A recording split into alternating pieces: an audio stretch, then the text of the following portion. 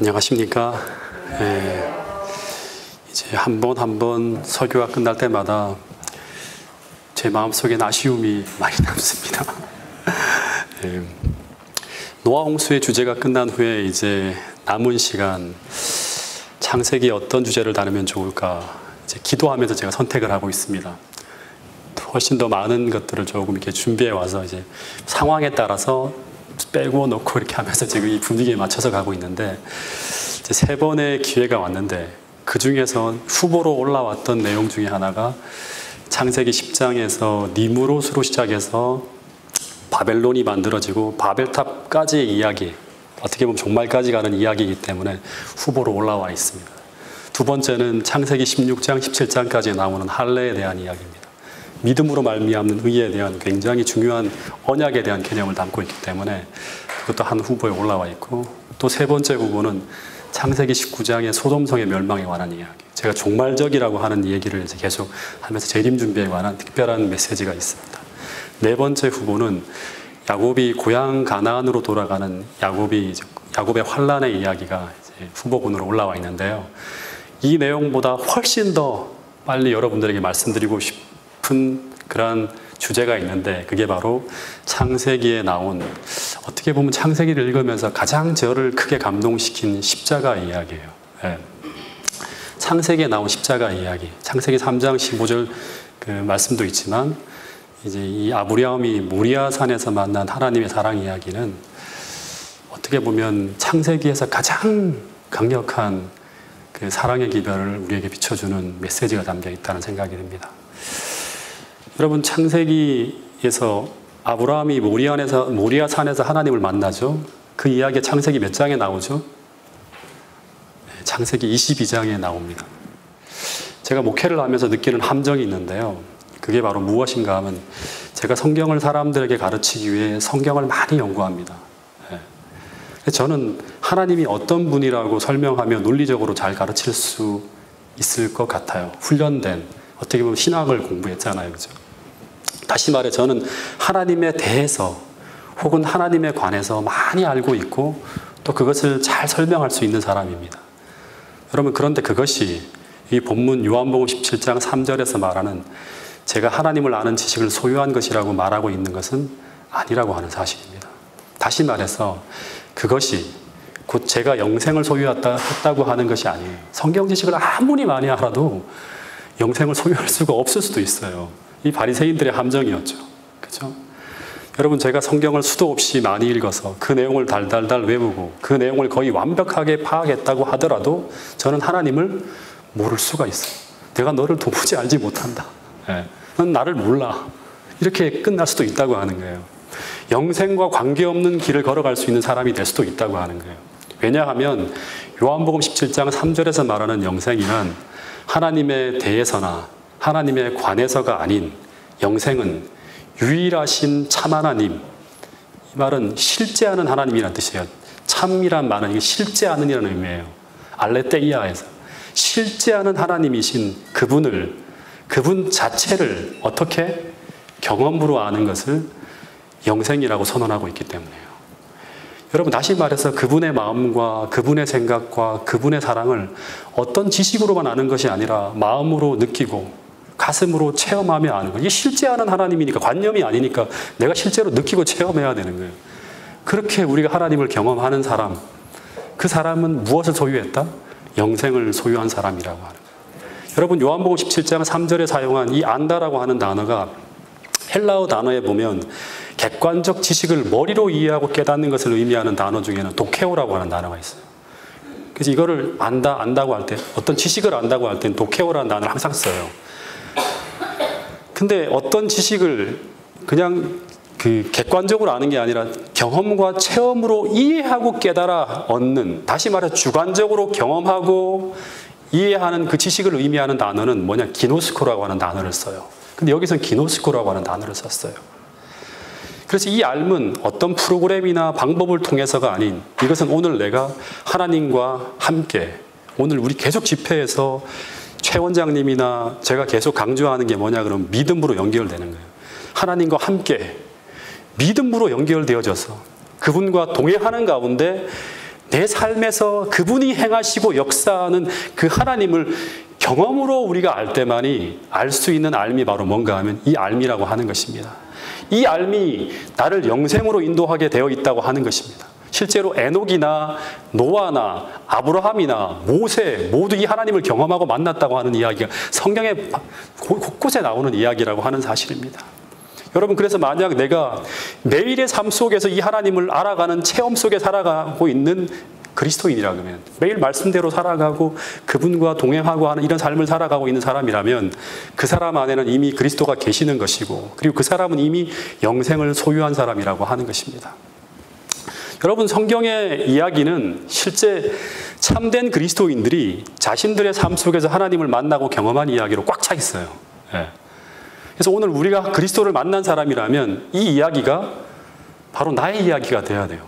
이 이야기 나 알아. 내가 경험했던 거야. 이렇게 돼야 되는 거예요. 그 이야기가 나의 이야기가 돼야 돼요. 그래서 오늘은 그 중에 한 이야기를 소개하고자 합니다. 성경에 보면 수많은 하나님의 이름들이 등장하죠. 예를 들면 여호와 로페, 여호와 츠바오츠, 여호와 니시, 여호와 이레, 이런 하나님의 이름이 왜 여호와라는 이름으로 등장하지 않고 여호와 로페, 여호와 이레 이런 이름으로 붙어 있을까요? 이 이름들이 참 궁금하잖아요. 그죠?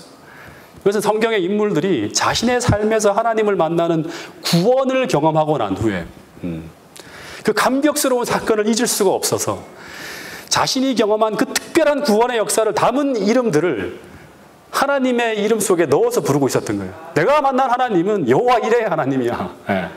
내가 만난 하나님 여호와 그 츠바오츠의 하나님이야. 이런 자기의 경험을 담아서 붙여놨다고 하는 거예요. 그 중에 창세기 22장에 보면 아브라함이 이제 모리아 산에서 하나님을 만난 후에 그가 경험한 하나님을 너무너무 감격스럽게 경험한 거예요. 그래서 그는 여호와 이레의 하나님이라고 부르게 되었는데, 이 아브라함이 경험한 이 모리아 산에서의 이야기를 우리가 함께 좀 창세기 22장을 통해 나눠보려고 합니다. 여러분 한 수도 없이 읽었을 거예요. 창세기 22장의 시작에 보면 보통 평범한 인간이라면 도저히 순종할 수 없는 한 명령이 아브라함에게 내려집니다. 내 아들, 내 사랑하는 독자 이삭을 데리고 모리아 땅으로 가서, 한 단어 한 단어가 되게 중요합니다.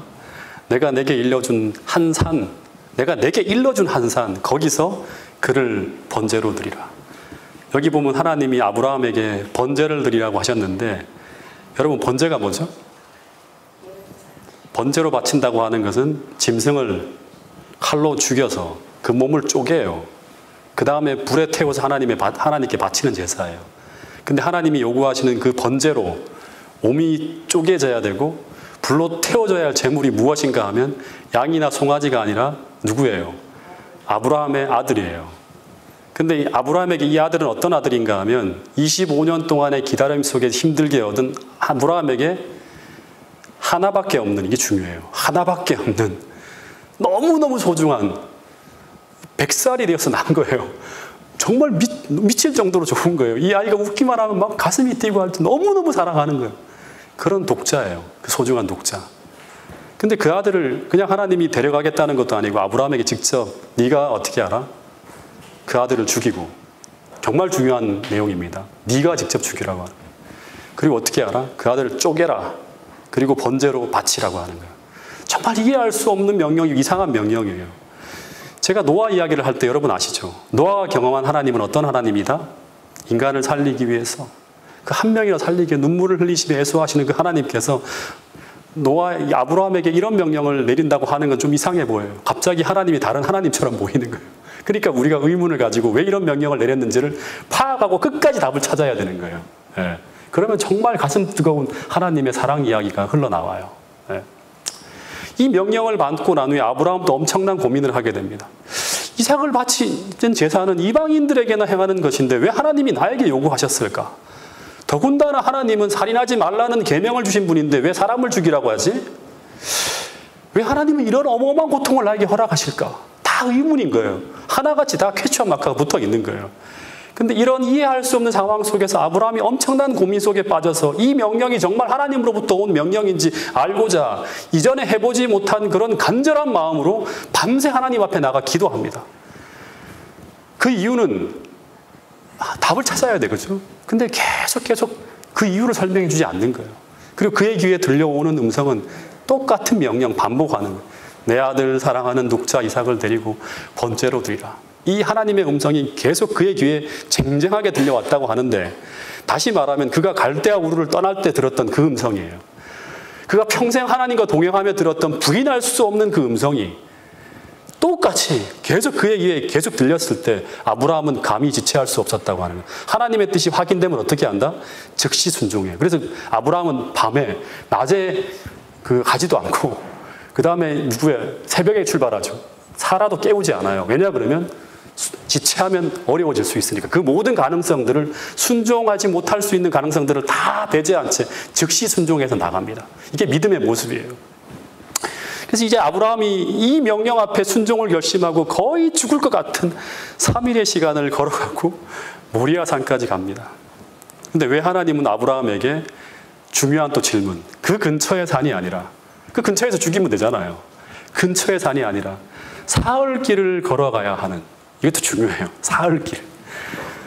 해필이면 왜 모리아 땅으로 가서, 그리고 그것도 모리아 땅 아무 데서 하면 안 돼. 오직 하나님께서 아브라함에게 알려준 그곳, 거기서. 예. 그리고 다른 사람이 아닌 너가 직접 네 아들을 잡아서 번제로 드리려 하셨을까요? 이 물음에 대한 답을 찾아야 돼요. 근데 이 지시한 내용 하나하나는 모두 단 하나도 빼놓지 않고 해석해야 될 너무나 중요한 의미를 담고 있는 내용이라고 하는 것입니다. 여러분, 먼저 첫 번째, 이 모리아 땅에 있는 이 산은 어떤 산인가요? 성경에 보면 모리아산이라고 하는 지명이, 모리아라고 하는 지명이 성경에 딱 2번밖에 안 나와요. 예. 한 번은 창세기 22장 여기하고, 또 한 번은 역대하 3장에 등장합니다.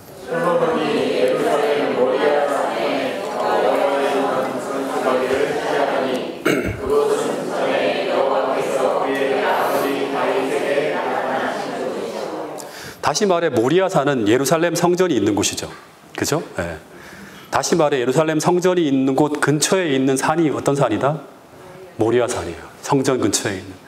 근데 이곳에서 나중에 2000년이 지난 후에요. 이곳에서 이 성전에서 430m쯤 떨어진 언덕에서, 이 언덕이 바로 뭔가 하면 모리아산이에요. 예. 그곳에서 이 창세기 22장에서 벌어진 똑같은 사건이 벌어집니다. 거기서도 한 아버지가 한 자신의 아들을 다른 손이 아닌 자신의 손으로 직접 아들을 죽이고 그 희생의 번제를 이 산에서 드리는 장면이 나옵니다. 거기서도 한 아버지는 자신의 아들의 죽음으로 인해서 그 독자를 잃은 극한의 고통을 겪게 됩니다. 그 아버지가 바로 하나님 아버지시고 그 아들이 바로 예수 그리스도예요. 그래서 이 모리아산은 예루살렘 성전 근처에 있는 예수님이 십자가에 달려 돌아가시게 되는 곳, 바로 골고다 언덕인 것입니다. 그래서 이 사건은 굉장히 의미심장한 사건이 지금 벌어지고 있는 거예요. 근데 이걸 왜 이렇게 하나님께서 이런 식으로 보여주려고 하실까? 여러분, 근데 먼 미래에 예수님이 십자가에 달려 돌아가시는 그곳으로 지금 누가 번제를 드리러 가고 있는가 하면 아브라함이 자신의 아들 이삭을 번제로 드리러 가고 있는 거예요. 뭔가 의미심장한 지금 장면이 지금 펼쳐지고 있는 거예요. 다시 말해 2000년 후에 똑같이 하늘 아버지께서 자신의 아들을 번제로 드리러 가는 그곳으로 아브라함이 지금 이삭을 번제로 드리러 가고 있다고 하는 거예요. 이걸 머릿속에 넣어야 돼요. 그리고 이 3일 동안 아브라함은 하나님 아버지가 겪게 되는 아들의 죽음의 고통을 이 3일 동안 모리아산으로 걸어가며 똑같이 겪게 됩니다. 아버지 하나님도 예수님이 돌아가시고 난 후에 3일 동안 그 자식을 잃은 죽음의 고통을 지금 계속 느끼죠. 부활하기 전까지. 예. 그래서 이 이야기를 통해 우리는 하나님께서 우리에게 무엇을 보여주고자 의도하고 계시는지, 그 하나님께서 계획하신 그 거룩한 의도를 파악하며 이 이야기를 따라가야 돼요. 예. 우리는 십자가 이야기를 통해서 하나님 아버지께서 그 소중한 아들을 우리에게 선물로 내어주셔서 돌아가시게 했다. 그래서 하나님은 우리에게 소중한 것을 주시는 사랑의 하나님이라는 사실 정도, 아주 피상적으로 하나님의 사랑을 알고 있어요. 그러면서 우리는 정말 중요한 것을 그 이야기 속에서 놓치고 있어요. 정말 중요한 것은 뭔가 하면 바로 그 십자가 사건이 벌어질 때 하늘 아버지께서 어떠한 마음으로 그 아들을 내어주셨는지, 그리고 그 십자가 사건이 벌어질 때 그 아버지는 어떠한 고통을 겪고 계셨는지를 우리는 간과하는 경우들이 참 많아요. 예. 근데 실제 성경에서 우리에게 말하고 있는 이야기는 가장 큰 사랑의 빛은 이 아버지의 희생을 통해 보여주고 나타나는 아버지 하나님의 사랑 이야기예요. 예. 더 큰 희생을 하신 분이 아버지 하나님이라고 하는 거예요. 예. 그러니까 이걸 우리가 이해를 해야 돼요. 요한복음 3장 16절 한번 띄워주세요. 하나님이 세상을 빛처럼 사랑하사 독생자를 주셨으니 이는 그를 믿는 자마다 멸망하지 않고 영생을 얻게 하려 하십니다. 여기 보면 하나님이 누구죠? 하나님이 세상을 이처럼 사랑하신 하나님이 누구예요? 독생자를 주신 하나님이에요. 독생자를 주신 하나님이 세상을 이처럼 사랑했다고 했어요. 또 띄워주세요. 요한일서 4장 9절부터 10절. 하나님의 사랑이 우리에게 이렇게 나타난 바 되었으니 하나님의 사랑이 나타났대요. 근데 그 하나님의 사랑은 어떤 사랑인가 하면 예수님이 십자가에 달려 돌아가시는 사랑도 엄청나게 크지만 자기의 하나밖에 없는 독생자를 세상에 보내셔서 우리를 살리려 하는 이 사랑이 훨씬 더 큰 사랑이라고 하는 거예요. 사랑은 여기 있나니 하는 거예요. 이 사랑을 보고 요한이든 사도든 모든 사람들이 다 압도되어서 다 감동받고 그 자신을 하나님께 헌신하는 그러한 어떤 그 우리의 희생이 자발적으로 일어나게 만든 사랑이 바로 뭔가 하면 아버지 하나님의 사랑이에요. 그건 어떤 사랑인가 하면 독생자를 우리에게 주는 사랑이에요.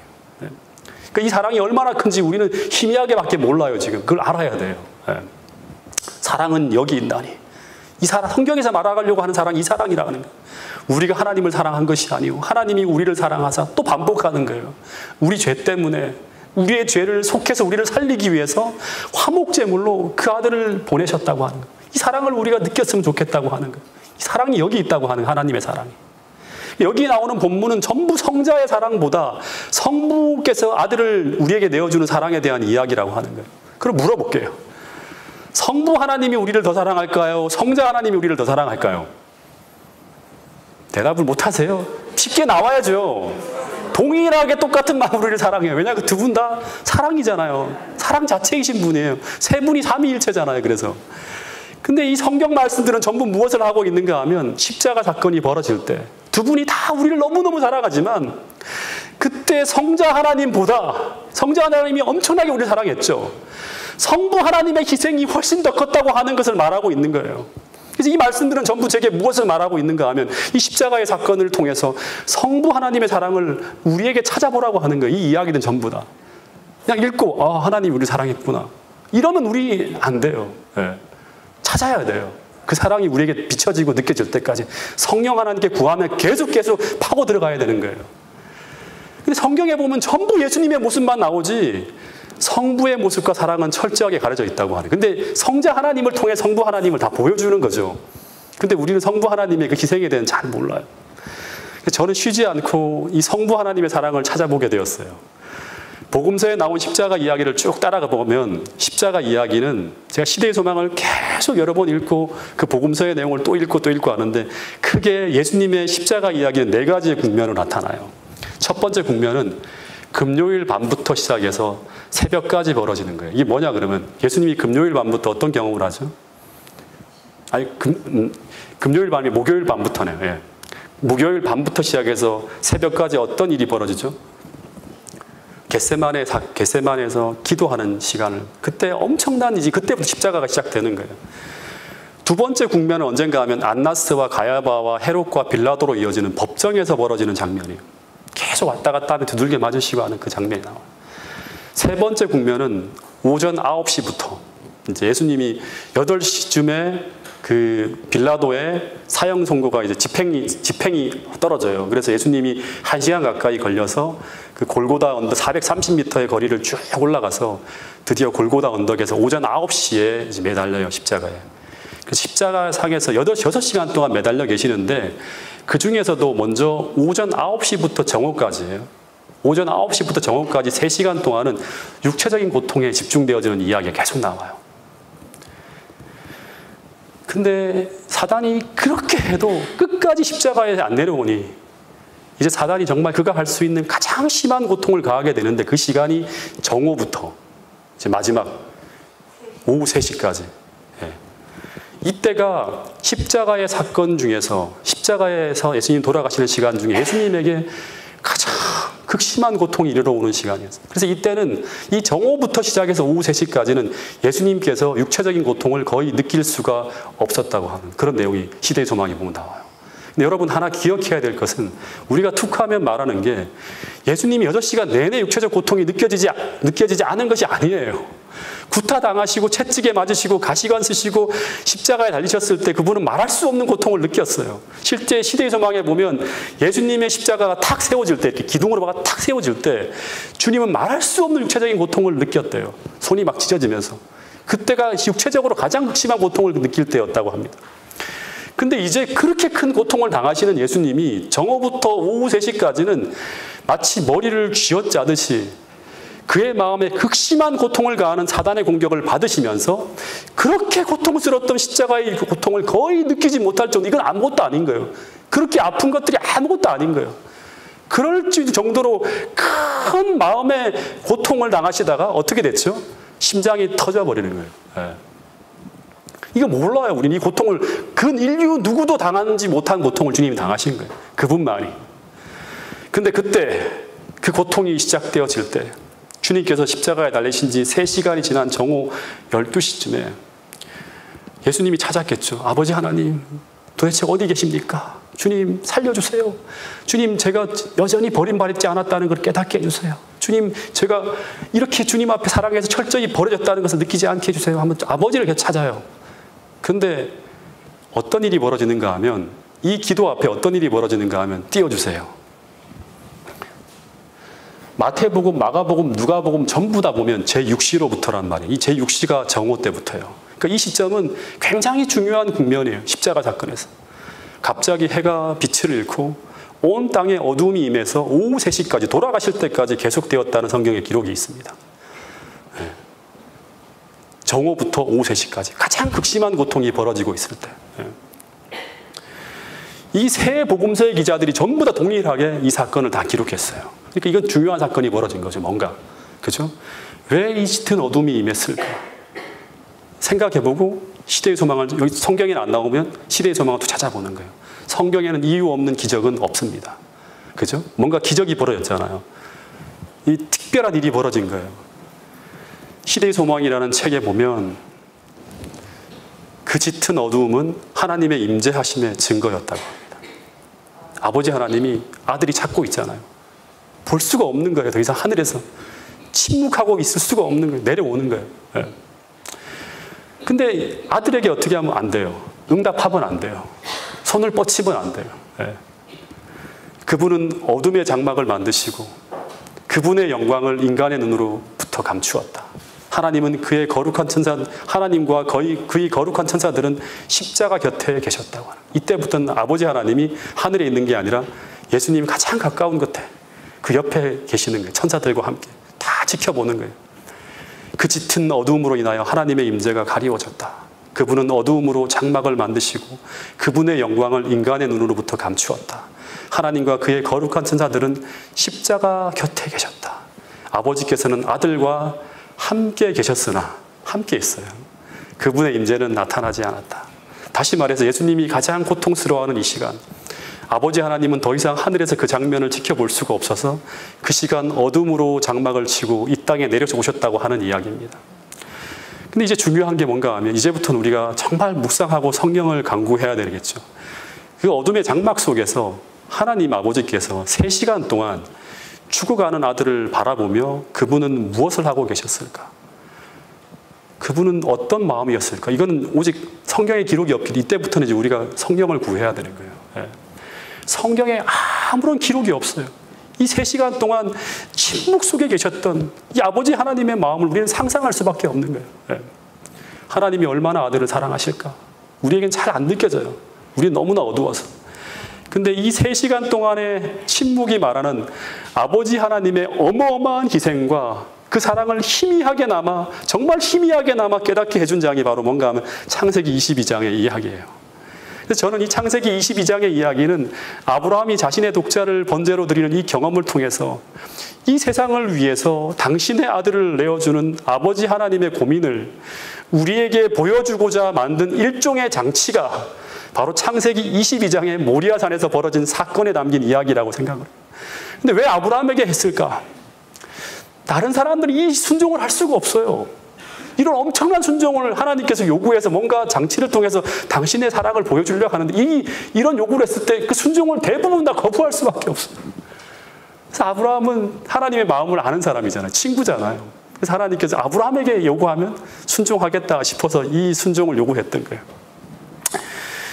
이 창세기 22장의 이야기가 아브라함의 믿음을 찬양하는 이야기가 되어서는 그것만 해서는 안 돼요. 우리의 모본이잖아요. 그래서 믿음에 대한 아주 헌신에 대한 것도 알지만 더 큰 거를 우리가 이 모리아산의 이야기를 통해 찾아야 돼요. 3일 동안 아브라함이 이해할 수 없는 명령 앞에 죽을 고민을 하며 모리아산까지 걸어갑니다. 죽을 고민을 하는 거예요. 이 죽을 고민이 뭘까요? 아버지 하나님의 고민이겠죠. 그런데 모리아산에 다다랐을 때 약속의 표인 영광의 구름이 그 모리아산에 떠 있는 것을 보고 비로소 아브라함은 이 음성이 하나님으로부터 온 것이구나. 다시금 확신을 해요. 근데 왜일까? 아직도 모르겠어. 예. 이제 아브라함은 이제 하인들을 전부 그곳에 남으라 그래요. 너희들은 올라오면 안 돼. 왜냐 그러면 굉장히 비참한 일이 벌어질 수 있으니까 너희들은 남아있어. 하고 나무는 이삭에게 딱 주고 자신은 불과 칼을 들고 산 꼭대기로 향해 올라갑니다. 근데 이 3일 동안 아버지를 따라 같이 여행한 이삭은 아버지 때문에 근심이 생긴 거예요. 평상시와 달라도 너무나 다른 거예요. 그렇게 다정한 아버지가 한마디 말도 안 해. 3일 내내 평소 신앙으로 하나님을 향한 믿음으로 하나님과 동행하는 믿음으로 늘 평온하시던 그 얼굴에 막 수심이 가득하고 때때로 아버지의 눈에 가만히 보니까 막 눈물을 흘리고 있어요. 막 울고 있어요. 그리고 깊은 한숨을 막 토해내면서 얼굴이 흑빛인 거예요. 이게 아버지 하나님의 모습이겠죠. 그래서 이삭이 묻습니다. 아버지 무슨 근심이 있으세요? 아버지 안색이 너무나 안 좋으시다고. 아버지 장성한 아들인 제가 있는데 무슨 근심이 있냐고. 제가 아버지의 근심을 들어드리겠다고. 무슨 근심이 있는지 말씀해 보시라고 하면서 그 착한 아들이 물어보았을 거예요. 근데 아무리 물어봐도 그냥 아무것도 아니라고만 하는 거예요. 근데 희생을 드리러 산으로 올라가는데 아버지가 마치 제정신이 아닌 것 같이 허둥대며 올라가는데 가만히 보니까 희생제사로 드릴 양을 아버지가 빠뜨린 거예요. 그래서 이삭이 아버지에게 천진난만하게 웃으며 묻습니다. 아버지 잠깐만요. 불과 나무는 있는데 아버지 번제할 양을 빠뜨렸다고. 양이 없으면 어떻게 번제를 드리냐고. 번제할 양이 어디 있냐고 묻는 것입니다. 근데 이 말을 들었을 때 아브라함이 아들에게 뭐라고 대답해야 하는데 근데 아브라함이 도저히 이 말을 아직까지 할 수 없는 거예요. 청천벽력 같은 말이잖아요. 할 수가 없는 거예요. 그래서 뭐라고 하죠? 창세기 22장 7절부터 8절에 보면 이런 말이 나옵니다. 제가 이걸 PPT로 이걸 성경절을 못 읽는 것 같은데요. 아들아, 번제할 양은 어떻게 하신다? 하나님이 자기를 위해요. 친히 준비하실 거야. 근데 이게 굉장히 영적인 말이죠. 네. 근데 이 말은 어떤 말인가 하면 아들아, 나도 모른다. 하나님이 그냥 재물을 따로 있다고 말씀하셔서 그냥 불과 나무만 들고 산에 올라가는 거야 라고 말하고 있는 거예요. 근데 여기서 성경에서 아주 유명한 여호와이레라고 하는 말이 나옵니다. 이 말은 다시 말해서 나는 지금 잘 모르지만 내가 지금 이해하지 못하는 고난을 겪고 있지만 내가 어떻게 하면 끝까지 순종하면 그 하나님은 분명히 나를 너무너무 사랑하시기 때문에 나를 위한 해답을 예비하고 있을 거야. 이 이야기를 하고 있는 거예요.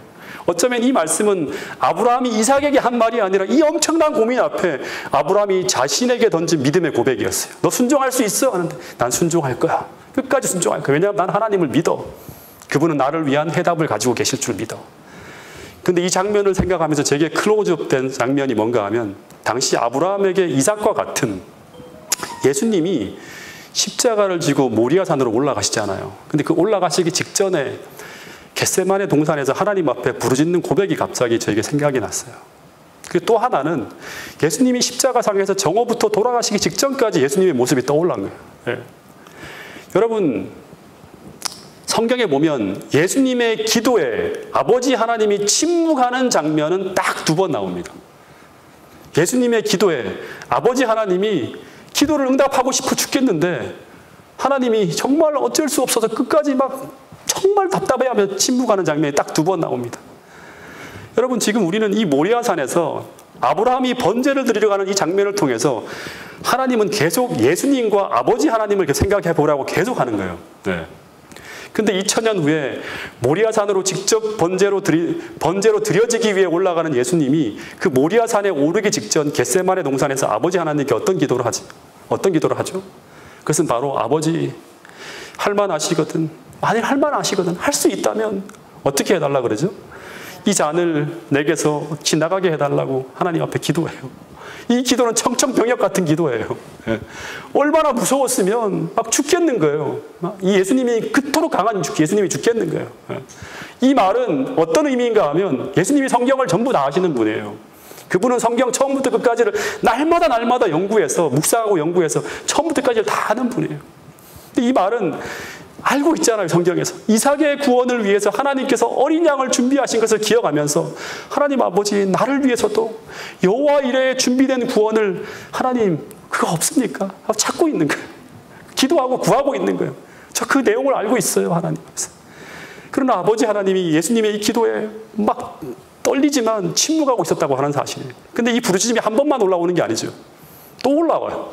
2번, 3번 계속 하나님을 향해 올라오고 있었어요. 아버지, 나를 위해 준비되어진 그 모리아서 하는 그 구원, 여호와 이레의 어린 양은 없습니까? 근데 이 시대의 소망에 보면 이 예수님의 이 기도는 이 땅에서 단 한 번도 아버지 하나님 앞에 드려본 적이 없는 기도였다고 합니다. 그래서 어떻게 보면 아들을 너무너무 사랑하시는 아버지 하나님께 이 기도는 그의 가슴을 찢어놓는 기도예요. 너무나 가슴 아픈 기도예요. 왜냐하면 응답할 수 없으니까. 응답하면 어떻게 되는 거예요? 인간을 포기해야 되는 거예요. 양단의 선택 속에서 지금 하나님 앞에서 아무것도 할 수 없는 딜레마에 빠져 있는 거예요. 아들을 구하면 사랑하는 인간들이 죽고, 인간을 구하면 아들이 죽는 거예요. 다시 말해서 예수님이 얼마나 두렵고 고통스러웠으면 이런 기도를 할까라고 아버지 하나님이 느낄 만큼 애타게 아버지의 구원을 찾고 있는 기도였어요. 한 번도 아니라 2번, 3번째 계속 올라오는 것이에요. 근데 그 아브라함의 구원을 위해 천사를 보내셨던 그 하나님이 여기서는 침묵하고 있었다고 하는 사실이에요. 우리 보고 알지. 아브라함의 기도에 내가 응답해 줬지만 아들의 기도에는 지금 침묵하고 있다. 생각해 보라고 하는 거예요. 아들은 살려달라고 하나님 앞에 부르짖고 있는데 아버지는 그 기도를 외면하고 있었다고 하는 거예요. 이때 아버지 하나님의 마음이 어떤 마음이었는지 우리는 진짜 희미하게밖에 몰라요. 우리는 하나님 아버지께서 아들 하나님을 얼마나 사랑하는지를 모르니까 몰라요. 그 선물이 우리에게 제공됐는데 그 선물이 얼마나 큰 선물인지 몰라요. 그 큰 구원이 얼마나 큰 구원인지 몰라요. 인간은 다 어두워져 있기 때문에. 이런 하나님은 없어요, 세상에. 온 우주에 이런 신은 없어요. 단지 아브라함의 모습과 그 행동을 통해서 아주 희미하게나마 하나님의 고민을 우리가 알 수 있는 거예요.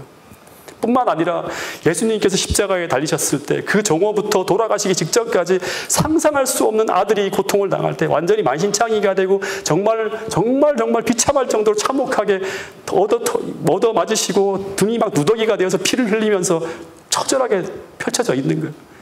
그리고 하나님 앞에 부르짖고 있는 거예요. 하나님, 이 3시간 동안 계속 아버지를 찾고 있었다고. 3시간 동안 예수님이 뭘 했는가 하면 시대의 소망에 보면 아버지를 찾고 있었다고 합니다. 근데 계속 아버지 제게 응답해 주세요. 제발 저를 버리지 않으셨다고. 지금도 나를 당신의 아들이라고 제게 응답해 달라고. 내가 이 죄를 지고 있지만 주님 제가 버림받지 않았다는 것을 알게 해주세요. 하나님 계속 기도하는 거예요. 제가 견딜 수 있게 해달라고. 그 사단의 암시에 시달리면서 계속 아버지를 찾고 있었다고 합니다. 근데 아버지는 그 아들 가장 가까이에 내려오셨지만, 응답하고 싶어서 내려오셨지만, 아니 그 바로 앞에 서 계셨지만 끝까지 그 아들의 부르짖음에 끝까지 침묵하고 참고 계셨다고 하는 이야기가 성경에 나오는 이야기입니다. 예수님이 마지막 순간 이런 기도를 비통하게 올리셨죠. 끝까지 응답을 안 하시니까 엘리 엘리 라마 사박다니. 이게 뭐예요? 여러분, 이 기도가 어떤 기도인지 여러분 알아야 돼요. 하나님, 나의 하나님, 어찌하여 내 기도에 응답하시지 않습니까? 하면서 비통하게 부르짖으며 예수님께서 돌아가시기 직전에 그 기도를 하시고, 주님, 그렇지만 그러함에도 불구하고 내가 아버지 하나님께 내 영혼을 의탁합니다. 주님, 그래도 나를 사랑하시면 제가 믿습니다 하고 다 이루었다 하고 돌아가셨다고 하는 거예요. 네. 여러분, 근데 이날 예수님의 눈물의 기도 앞에, 그리고 이 고통 중에 부르짖는 이 아들의 가슴 아픈 기도에 아버지 하나님께서 침묵하시는 이 하늘 아버지의 상상할 수 없는 거룩한 희생이 있었기에 오늘 수많은 인간들의 구원을 위해 준비되어진 이 여호와 이레의 하나님을 오늘 우리가 만날 기회를 얻게 되었다고 하는 사실을 잊어서는 안 되는 거예요. 네. 다시 창세기로 돌아가면 아브라함이 뭔가 너무 불안정하게 흔들리며 지정된 장소까지 나무를 메고 올라갑니다. 그리고 그 제단 위에 나무를 쌓고 번제를 위해 모든 준비를 마친 후에 그때까지도 아무것도 모르고 아버지 괜찮아요, 걱정하지 마세요 하고 막 올라가는 거예요. 아버지 너무 걱정하지 마세요, 무슨 일인지 모르겠지만 제가 도와드릴게요 하고 올라가는 거예요. 계속 하나님이 마련해 놓으셨다는 그 번제할 양 어디 있어요? 아직도 없네요 하면서 막 찾고 있는 이삭에게 다 올라왔는데 그때 아브라함이 떨리는 목소리로 이 여행의 목적을 공개했다고 나옵니다.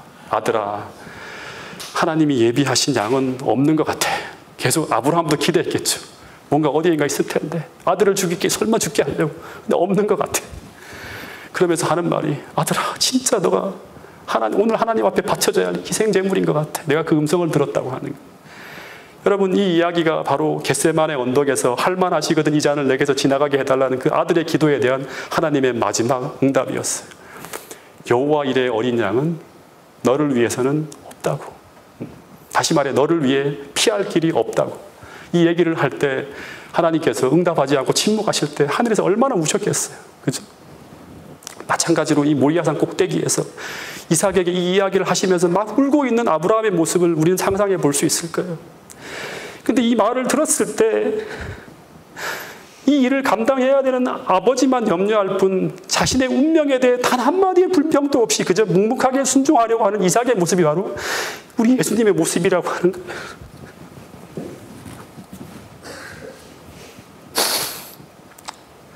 이 모습은 바로 예수님께서 그 침묵하는 아버지 앞에 그러나 아버지 내 뜻대로 마옵시고 아버지의 뜻대로 하옵소서라고 기도를 드리시는 그 예수님의 모습을 떠오르게 하는 모습이었습니다. 그 아들의 손을 잡고 결박하려고 할 때 서로 눈이 마주칠 때마다 서로 얼마나 울었을까 생각해 봅니다. 여러분, 그런데 이 모습이 바로 아무도 보지 않고 그 누구도 모르는 그 모리아산 꼭대기에서 이 죄지은 인류의 구원을 위해 고통당하고 있는 하나님 아버지와 그 아들 예수 그리스도의 모습이었습니다.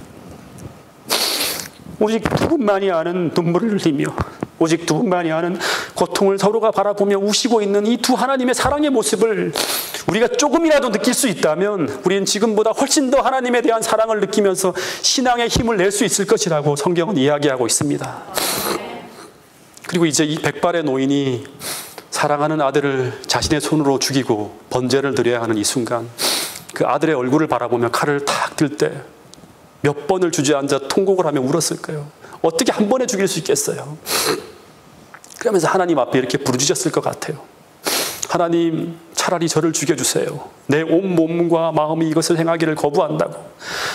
아버지, 어떻게 내가 내 사랑하는 이 아들을 100세 만에 낳은 이 아들을 내 손으로 죽일 수 있습니까? 그러나 그러면서도 그가 눈물이 범벅이 되어서 아무것도 안 보이는 그 뿌연 눈으로 아들을 마지막으로 바라본 후에 아들아 이제 안녕이라고 하면서 빼든 칼을 들고 아들을 향해 내리치려고 할 때 그때 하나님 아버지께서 달려 내려옵니다. 그리고 아브라함을 막 울면서 하나님도 부릅니다. 그리고 그 팔을 붙들면서 이런 말씀을 전합니다. 아브라함아, 아브라함아, 그 아이에게 내 손을 대지 말라고. 그에게 아무 일도 하지 말라고. 내가 내 아들, 내 독자까지도 내게 아끼지 아니하였으니 이제야 내가 내 하나님을 경외하는 줄을 아노라 라는 말씀을 하셨다요. 근데 제가 이 이야기를 이렇게 읽을 때 갑자기 이 이야기는 제게 이렇게 들렸어요. 아브라함아, 아브라함아, 내 아들에게 단 한 올의 상처를 입혀서는 안 된다고. 그의 희생을 대신 지불하기 위해 준비된 나의 재물이 있다고. 그런데 내가 내 독자도 아끼지 아니하는 이 희생을 하였은즉 이 희생을 통해서 이제야 너가 미래에 겪게 되는 나의 아픔을 이해할 수 있게 되었다고 하는 거예요. 다시 말해서 너가 3일 동안 겪은 이 아픈 마음이 이제 미래에 겪게 되는 내 마음이라고. 그리고 아브라함은 그날 이 모리아산에서 성경절에는 이거밖에 안 나왔지만 아마 하나님께서 이 모든 사건이 끝난 후에 모리아산에서 온 인류에게 말씀하시는 이런 하나님의 음성을 들었을 거예요. 그런데 아브라함아, 이 일은 정말 내가 하기 싫은 일이었다. 내 마음이, 내 본성이 너처럼 온 마음으로 거부하는 너무나 고통스러운 일이었다. 왜냐하면 너가 내 아들, 내 독자를 그렇게 사랑하는 것처럼 나도 내 아들을 너무나 사랑하기 때문이라고. 그래서 그 사랑하는 아들이 십자가의 고통 앞에 피할 길을 열어달라고 그 기도 소리를 들을 때, 나는 그 기도에 침묵할 수밖에 없을 때 내가 얼마나 마음이 아팠는지 아니? 내 아들이 죽어갈 때 너무나 그 큰 고통 속에서 나를 찾으며 부르짖을 때 그 부르짖음을 외면할 수 없어서 나는 휘장을 가리고 그 앞에 서서 3시간 동안 그 죽어가는 아들 앞에서 나를 찾고 있는 그 아들의 비통한 부르짖음을 들을 때 내 고통도 내 심장이 터질 것 같은 그런 고통을 겪었다고 하는 것입니다. 내가 죽음을 당하는 것보다 더 큰 고통을 당하였다고 하는 것입니다. 여러분, 그래서 성경의 학자들은 예수님이 돌아가실 때 아버지 하나님도 함께 죽었다고 그런 이야기를 합니다. 그러니까 함께 돌아가실 만큼 큰 고통을 겪었다고 하는 것입니다. 그러나 그럼에도 불구하고 내가 이 일을 행하게 된 것은 내가 내 아들을 사랑하는 것만큼 너희를 사랑하기 때문이라고 하시는 말씀을 하고 계시는 거예요. 여러분, 그래서 이런 사랑의 희생을 통해서 요한복음 3장 16절에 우리 하나님 아버지는 이런 말씀을 하신 거예요. 하나님이 세상을 이처럼 사랑하사. 여러분, 이처럼이라고 하는 말을 여러분 끝없이 명상해야 됩니다. 하나님이 세상을 이처럼 사랑하사 독생자를 주셨으니 이는 저를 믿는 자마다 멸망치 않고 영생을 얻게 하려 하심이라.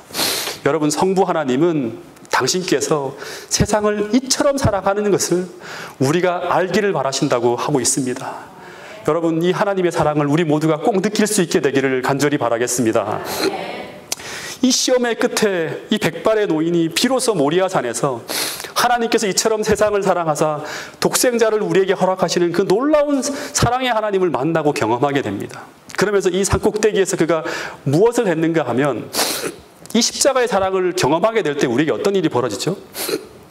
이 십자가의 사랑을 우리가 깨달으면 그냥 우리가 눈물만 흘리고 감동받고 끝나나요?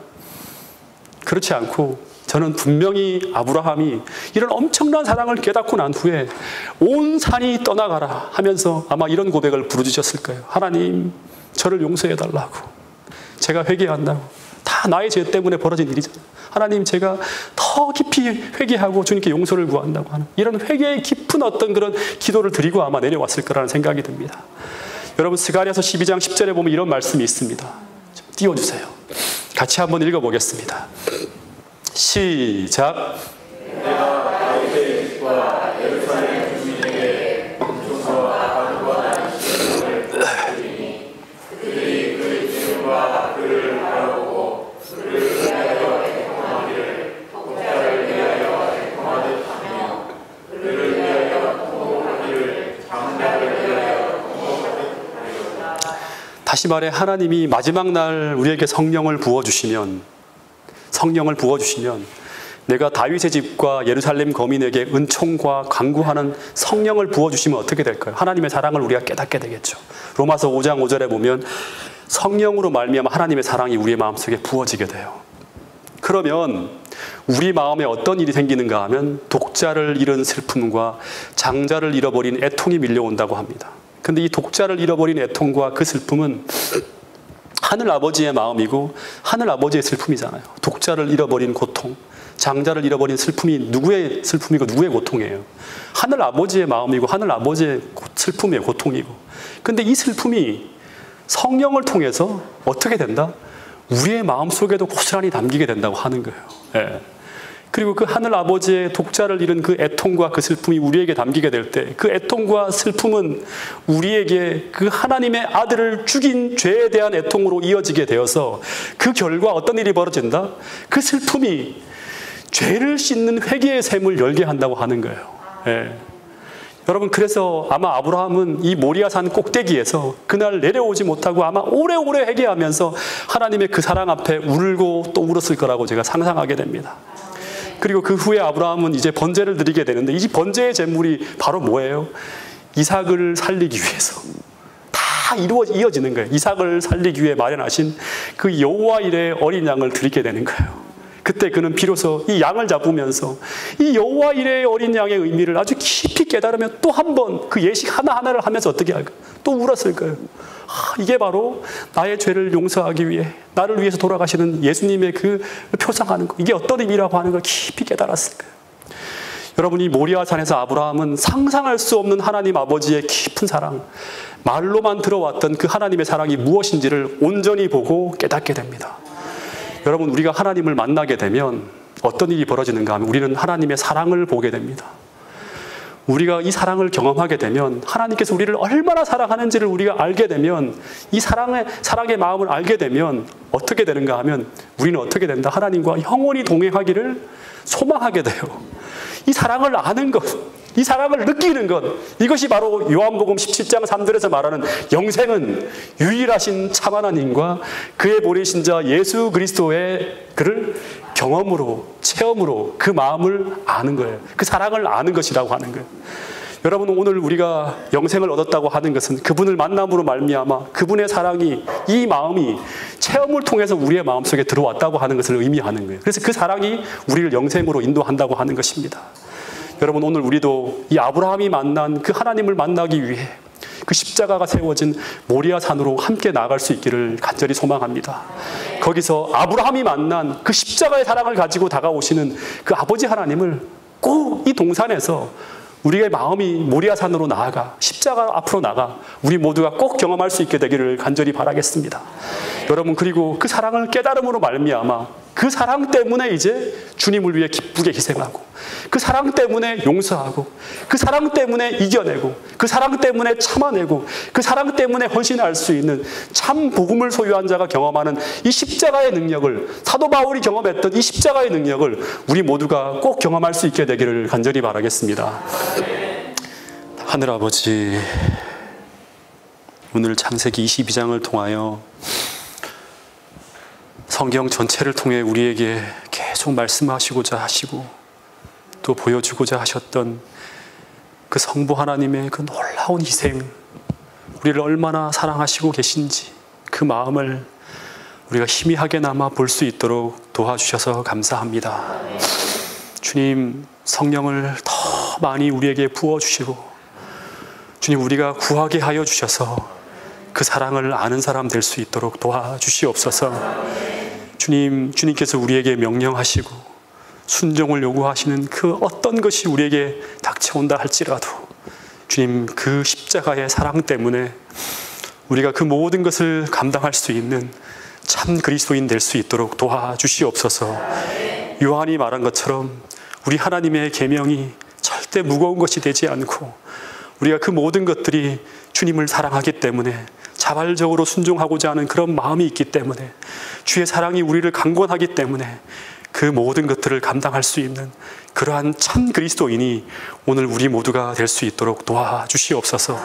주님, 더 많이 구하게 하시고 더 간절하게 구하게 하여 주셔서 참으로 순종이 어려워지는 이때, 수만 가지의 시험이 닥쳐오는 이때 주님, 우리가 하나님을 위해 살아가기 위해 더 큰 용기를 내기 위해 주님, 성령 하나님을 통하여 우리에게 계속 조명하여 주셔서 어린 양과 함께 어린 양이 어디로 인도하든지 따라갈 수 있는 마지막 시대 주의 재림을 영접할 수 있는 그러한 사람들이 우리 모두가 될 수 있도록 도와주시옵소서. 아울러 이곳에 참여한 우리 모든 분들에게 주님, 이 사랑을 받아들이게 하여 주시고 이 사랑을 꼭 마음에 담고 돌아갈 수 있도록 도와주시고 이 사랑 때문에 우리 마음에 더 큰 치유의 능력이 경험되어질 수 있도록 도와주시옵소서. 예수님 이름으로 기도드렸습니다. 아멘.